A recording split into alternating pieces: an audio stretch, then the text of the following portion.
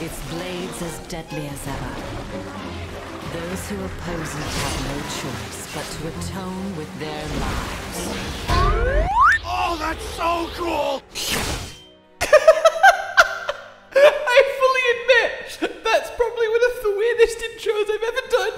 And in hindsight, I don't know what I'm trying to imply. Hello, ladies and gentlemen, Sunbreakers of all ages.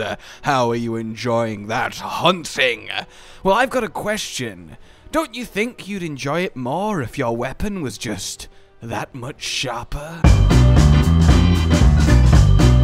I'm going to assume there was a resounding yes there, and, well, why not? I want to introduce to you today and spotlight two new sharpness-based armor skills we have been gifted courtesy of Mr. Shogun, Ceanataur, and Seregios. And seriously, they will have you dropping monsters like...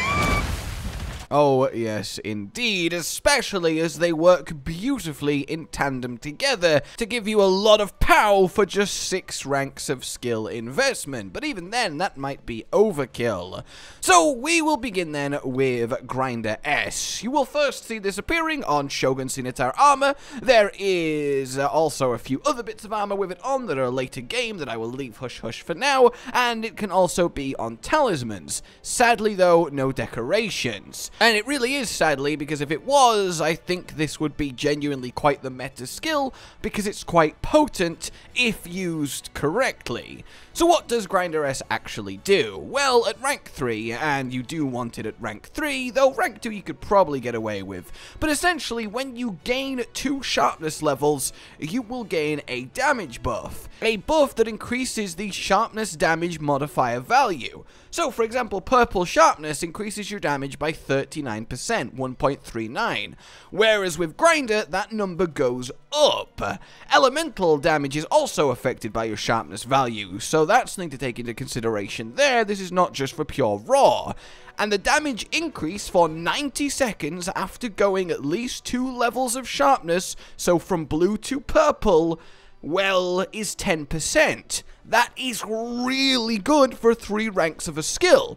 Now, obviously, you are in the situation where the amount of time you spend on white is time you're not spent on purple, which is time spent doing less damage than you could have done just trying to chew through that white to then get to blue, to then sharpen back to purple, to then activate Grinder for 10% more damage for 90 seconds. And when you look at it that way, yeah, it's kind of a little bit anticlimactic. However, 2 key things here.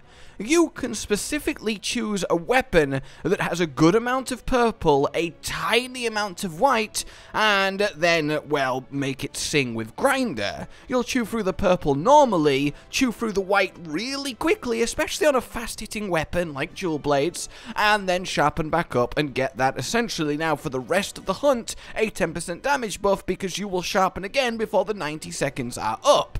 But it goes even further than that. What's up, Ibushi? That's me. I'm supreme. Where is my queen? Yes, Mr. Ibushi. He is, of course, in master rank, and his weapons are very special in that they have purple sharpness and they drop straight to blue. No white in between. And yes, this still works with Grinder. Going from blue to purple is 2 ranks of sharpness, even if the weapon itself doesn't have white in the middle.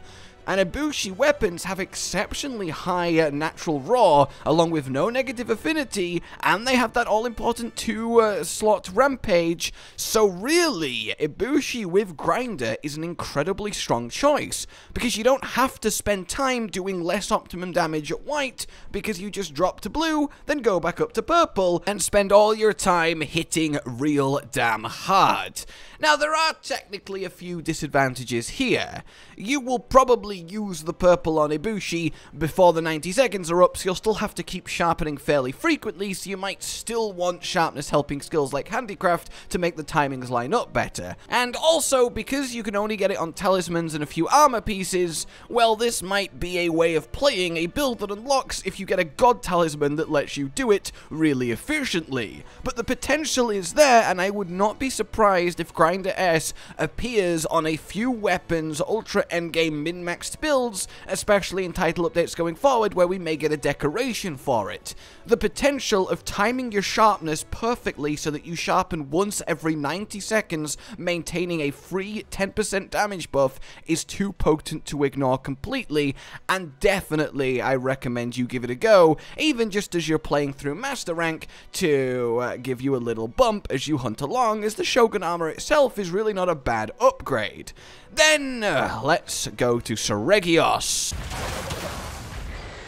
My work here is done. Bladescale Hone. This one is on a decoration, and indeed, of course, you'll first see it on Seregios' armor himself, and you can also get it on Talisman, so this one is way more open.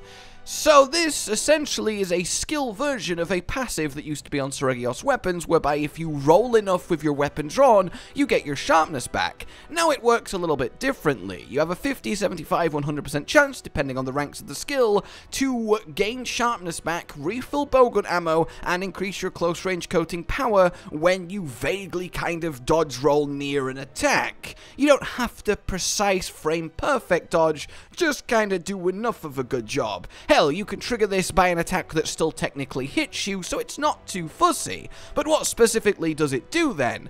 Well, as you can see with bowgun, it's quite fun. You can empty your clip, dodge an attack, it will refill your clip, and then you empty it, then dodge an attack, then refill, and you basically never need to do the reload animation, and you feel like a god as you dance through the monster peppering it. Obviously, in a less controlled environment, you are going to have more complications, harder attacks to dodge, but the theory is sound, and it will really let you rain hell. Close range coating gets a 10% power buff, which honestly is really nice as it brings it closer to power coating, and honestly, on bows that don't have power coating, this still might be the way to go, as the base increase of close range plus blade scale may almost be enough to use perhaps a higher damage bow that doesn't have power, so that's worth taking into account. But of course, the biggest advantage and biggest use case here is sharpness restore. You will regain 20 hits of sharpness, and of course this will put you back up tiers as well, back to purple, if you roll near an attack.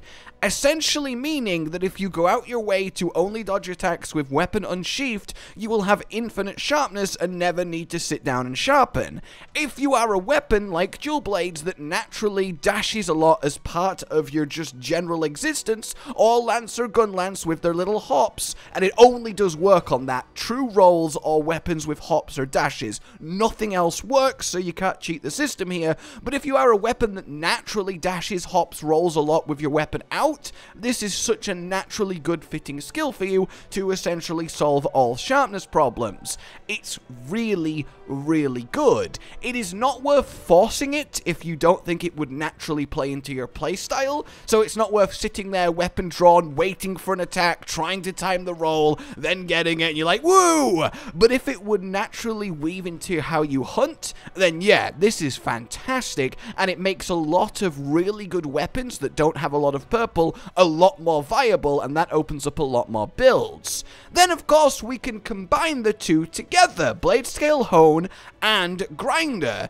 If you roll to dodge an attack and go from blue to purple on Ibushi, then yes, you activate Grinder and go back up to purple, meaning that, for example, a dual blade player using Ibushi dual blades and these two skills as they dash around the monster, dodging and hitting, is going to be an infinite purple murder machine powerhouse, and that's a really neat interaction. So yeah, both these skills are incredibly cool to have, and I think there's going to be a lot to investigate, play with, and theorycraft when it comes to their best use, and the weapons that you can use thanks to their existence. The only real downside to combining Bladescale Hone with Grinder, for example, is accidentally getting a Bladescale Hone sharpness restore before you've dropped to blue, so you can then go back to purple for the damage boost, and that's definitely a factor, trying to deliberately not roll an attack until it's time to roll an attack. I hope this has been at least somewhat eye-opening, certainly interesting. Let me know which skills you'd like us to cover next, but for now, like if you have enjoyed this, subscribe and hit the bell for more Sunbreak content of all shapes and sizes, and until we meet again, consider supporting the future of this channel on Patreon down below. Oh, goodbye. why? Josh, Cotton, and Hollow with the videos, dropping the humor like a hammer on your tippy toes, bringing entertainment on a daily arrangement to take our insanity and turn it into entertainment. Yes, I said entertainment twice, to reiterate that it is nice to look into your faces on a mostly daily basis when you let us in your homes to make the whole world a stage. Goodbye.